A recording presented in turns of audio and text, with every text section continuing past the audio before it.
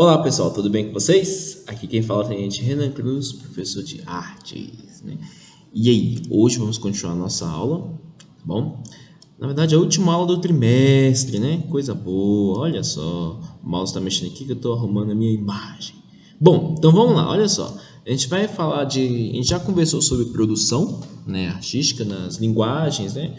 Conversamos sobre linguagem visual, linguagem cênica, linguagem musical, confere? Né? A gente fez uma revisão aí para a prova também, tudo mais. A gente viu que a linguagem cênica ali, por exemplo, é o teatro e a dança, e o teatro pode ter gêneros mistos, né? O teatro pode ter uma mistura muito grande de coisas, a música desenvolve com som.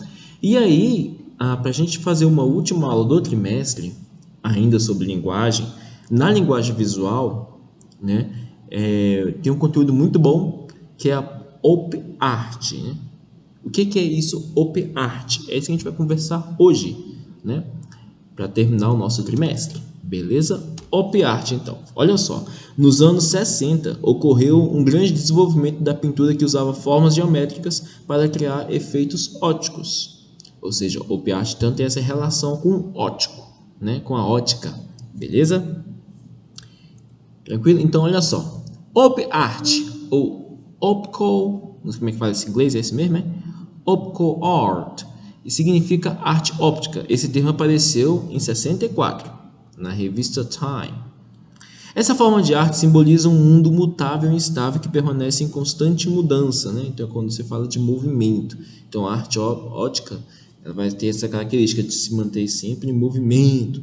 Para criar imagens em movimento, os artistas usavam formas, cores e padrões de maneiras especiais, né? Então, o uso e abuso de formas geométricas. As formas geométricas não representacionais que criam tipos de ilusão de ótica. Então, assim, em meados de 64 foi quando surgiu o termo. Quer dizer que essa arte surgiu nesse período? Não. Beleza? A gente vai ver aqui rapidinho. Relação a esse padrão geométrico, a gente vai ver aqui como é que funciona. Olha só. A Op Art explora a relação funcional entre a retina, né, e o cérebro, basicamente, entre o que você vê e a codificação do cérebro.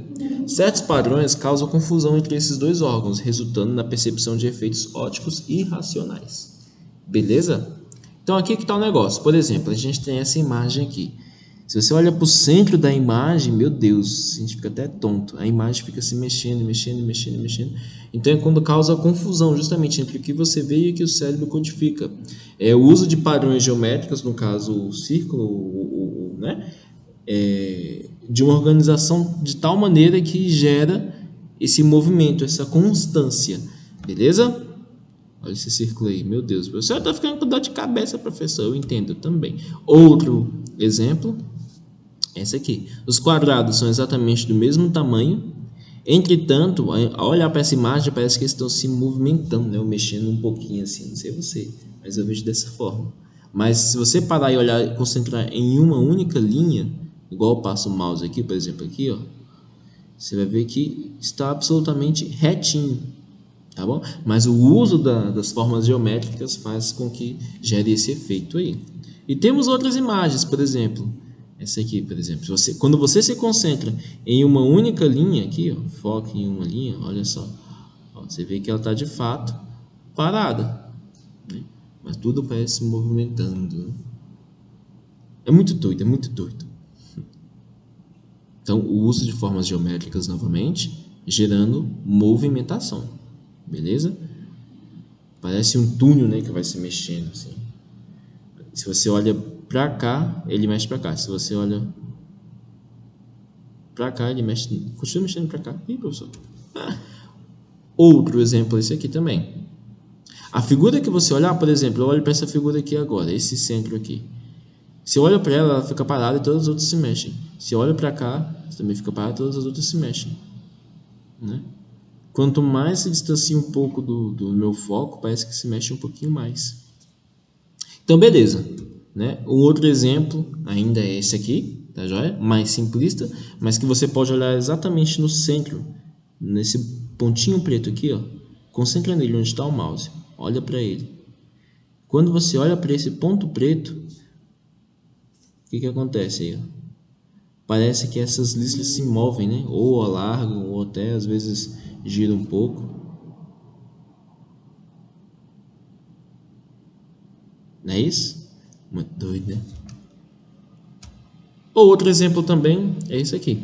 Se a gente acompanhar a bolinha aqui, ó, que fica piscando, ok, a gente vai ver que tá piscando. Agora, se a gente olhar bem nesse centro onde está o mouse aqui agora, concentrando aqui, ó, fica uma luz verde e aquela rosinha praticamente some.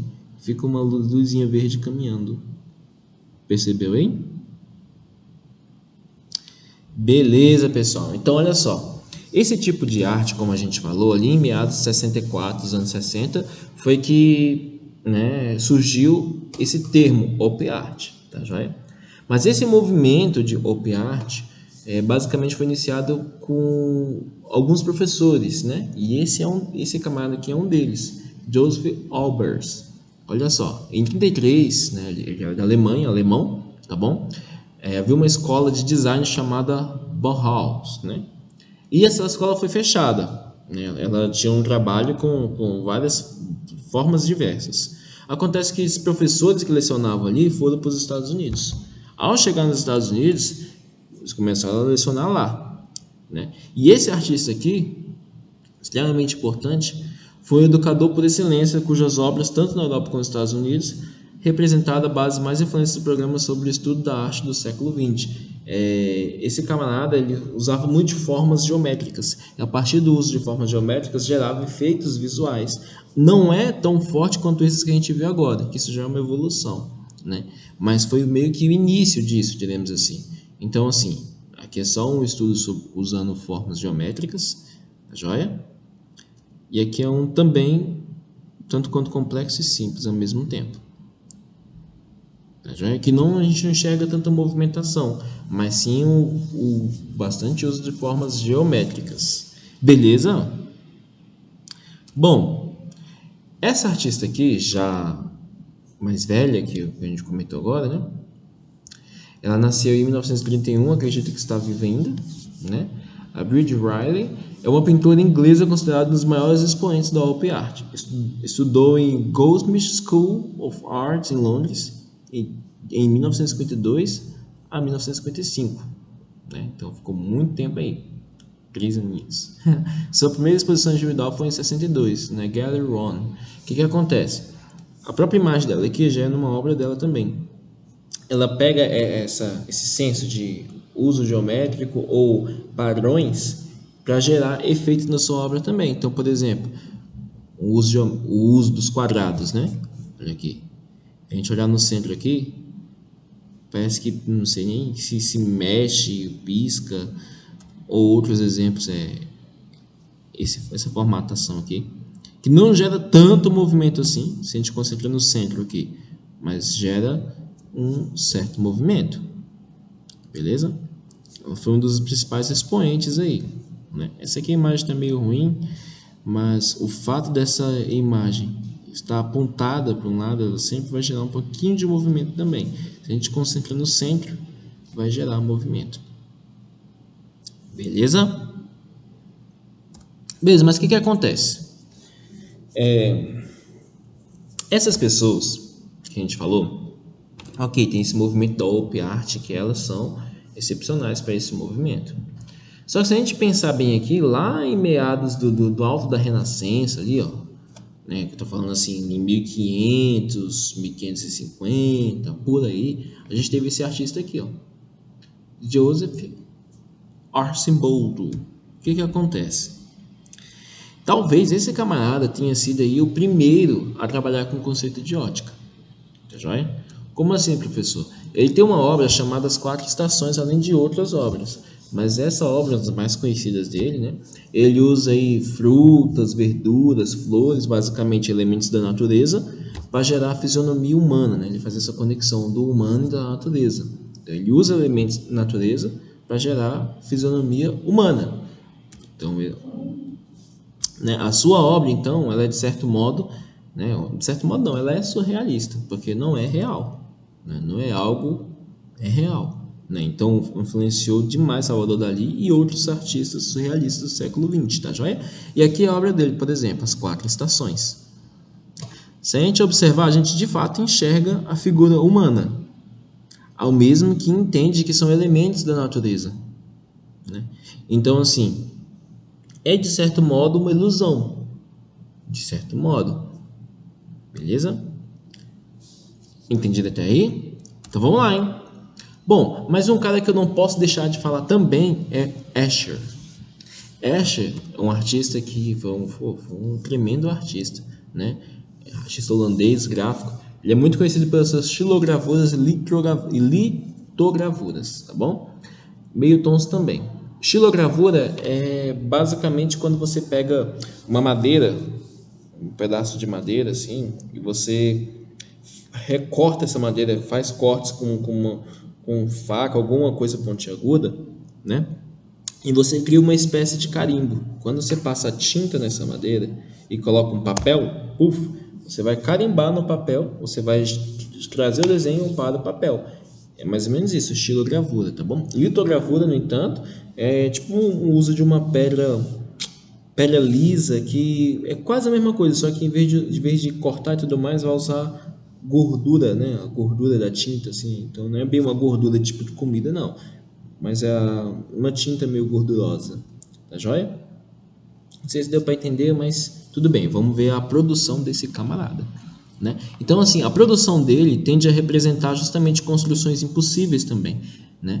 E explora essa coisa do infinito e da metamorfose. Então é um cara que a gente tem que falar assim, isso aqui é estilogravura, a gente percebe esses monte de pontinhos assim, ó, conforme ele deixa espaço vago, ele consegue dar mais claridão, conforme ele deixa mais espaço preenchido na madeira, ele dá essa mais escuridão, né? E assim, pensa comigo, fazer uma imagem dessa desenhando já é super complicado. Agora, usando a madeira, ele faz o molde na madeira e vai lá e sai cortando. Cara, é muito difícil. Meu Deus do céu. E a obra dele é realmente surreal, assim, é impressionante. Esse é um autorretrato, né? Em que ele se desenha segurando uma esfera, em que ele vê a própria imagem dele, do quarto dele, ou whatever. Beleza? Aqui é uma outra imagem muito boa dele também, né? Que ele começa com os peixes aqui e a sombra do peixe vai acabar se tornando os pássaros. Da mesma forma que o espaço entre os pássaros são os peixes, né? Formando o peixe por completo, se desformando até se transformar no pássaro. Xilogravura também, muito legal, né? Outras obras também aqui, como o peixe novamente, o sapo.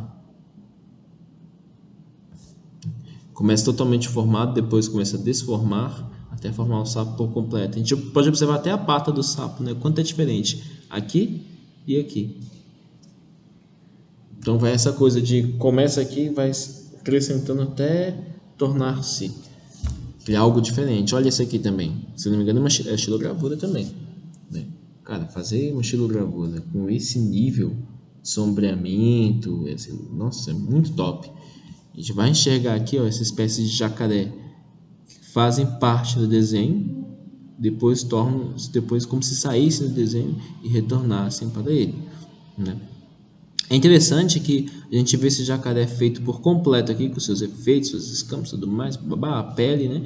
E quando ele se conecta no papel, ele perde essa pele, ó. Olha a cabeça aqui, ó, e torna-se desenho. Aqui ele começa a sair do papel, até a hora que ele sai e torna-se de fato essa espécie de jacarezinho. Cara, é excepcional, um gênio. Aqui é uma outra obra dele que dá uma certa confusão assim na cabeça, né? Porque você não sabe se está vendo de cima, se está vendo de baixo, se está subindo, se está descendo, se é o teto, né? Ou se é o piso, né? Então, assim, como a gente pode ver aqui, ó.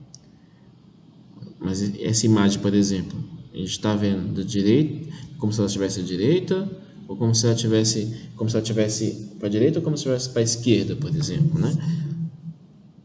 Tal como essa escada aqui também. Ele coloca ela com efeito de subindo. acaba dando uma confusão na mente. Observa essa imagem aí. Um pouco mais complexo, eu acho que é essa aqui. Porque ao mesmo tempo que esse camarada aqui está subindo, esse aqui está descendo, esse desce, esse aqui está direcionado para baixo, esse aqui também. Então, eu não sei como fazer um desenho desse, né? Mas a gente vai conseguir enxergar o conceito mais ou menos, mais ali para frente.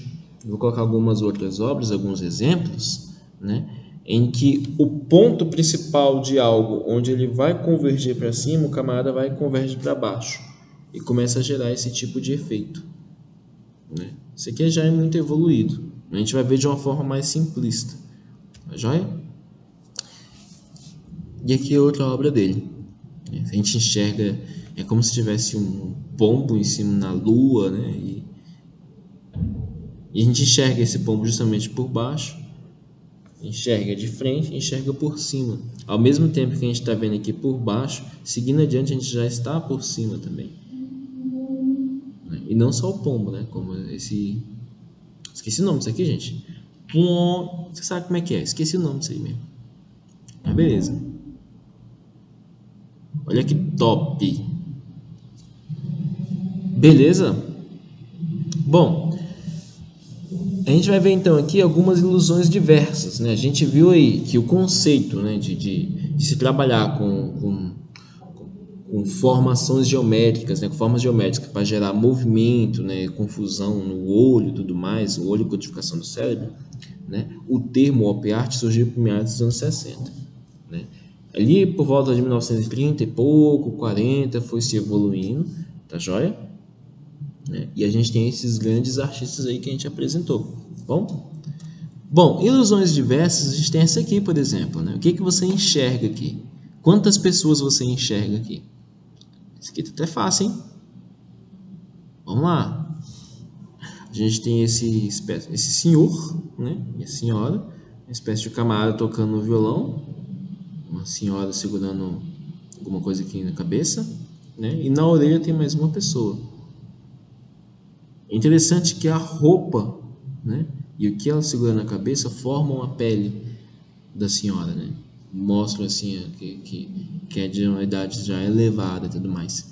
Então, assim, essa conexão de ter essa ilusão de mostrar duas coisas em uma ou três coisas é muito show também. São ilusões diversas, como essa aqui, por exemplo, né? O artista se aproveita da própria natureza, de colinas, tal, tudo mais, uso de pedras, e já representa aqui como se fosse a natureza, uma pessoa e um próprio artista pintando, né? O que mais você consegue observar aí? Essa imagem é muito show. Vamos lá. Aqui, por exemplo, aqui chega a bugar a cabeça também, né? Afinal de contas, são duas pontas ou são três pontas? Aqui está essa coisa que eu falei do conceito, né? Se a gente tampar essa parte aqui, considerar só isso aqui, ó, a gente sabe que são duas pontas. A questão é que essa linha, em vez de ela chegar aqui e se fechar no círculo, o artista já aproveita aqui e transforma em outro cilindro, como a gente pode ver aí, ó. Em vez de se fechar aqui ou acabar, nossa, outro cilindro. Então gera esse efeito ilusório, né? Aonde deveria fechar, o negócio acaba formando outra coisa, tá bom? Esse que acaba bugando. A gente tem o nosso cérebro, ele é acostumado a seguir padrões. A gente, em geral, né, tenta seguir sempre padrões, porque nós somos condicionados a isso. Então, quando foge do padrão, é que causa esse tipo de coisa. Outra imagem bacana também. O cara fala aqui, pô, mano, aqui são 4, aqui não, são 3. A gente observar, são 3 madeiras, ao passo que do outro lado são 4. Afinal de contas, são 4 ou são 3? O que você diz aí? Dá uma observadinha aí. Como isso é possível, professor? São 4 ou são 3? E aí? São 4 ou são 3? Bom, pessoal, ambos estão corretos, beleza? Lado de cá 3, lado de cá 4, por isso que a gente enxerga. Porém, da mesma forma que foi feito lá o anterior, aqui, ó, é usado o mesmo conceito aqui. No espaço em que temos entre essa aqui e essa aqui, em vez de ficar o espaço vago, o camarada vai lá e forma mais um. Olha lá, a gente pega a linha de baixo aqui, ó, acompanha aí, ó, e acaba formando mais um. O espaço em que temos entre essa e essa aqui, ó, acaba se formando outro. Então é como se fosse assim, ó, né? Um espaço entre eles aqui, ó. Não sei o que quero dizer com isso aqui, mas nem se você entendeu, mas é mais ou menos isso. O espaço em que se tem entre um e outro, o cara vai lá e forma mais uma.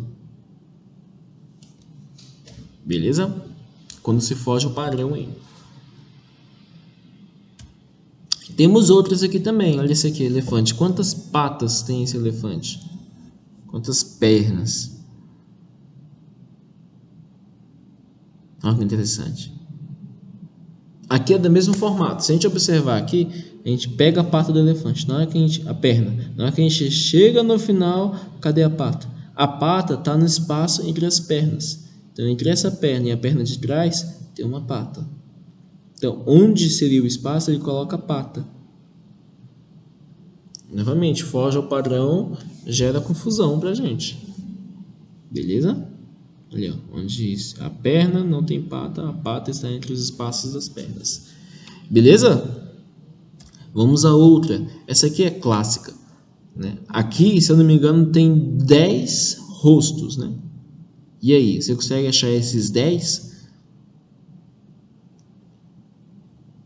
Procura aí, vamos lá.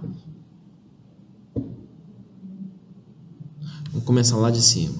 Aqui tem 1, 2, 3, 4, 5, 6, 7, 8, 9, 10. Legal, né? O uso da natureza também gerando a formatação do corpo humano aí, né? O rosto, né? Aqui também é outra bacana também, né? Quantos animais temos aqui? Quantos você consegue achar? Procura aí, procura aí.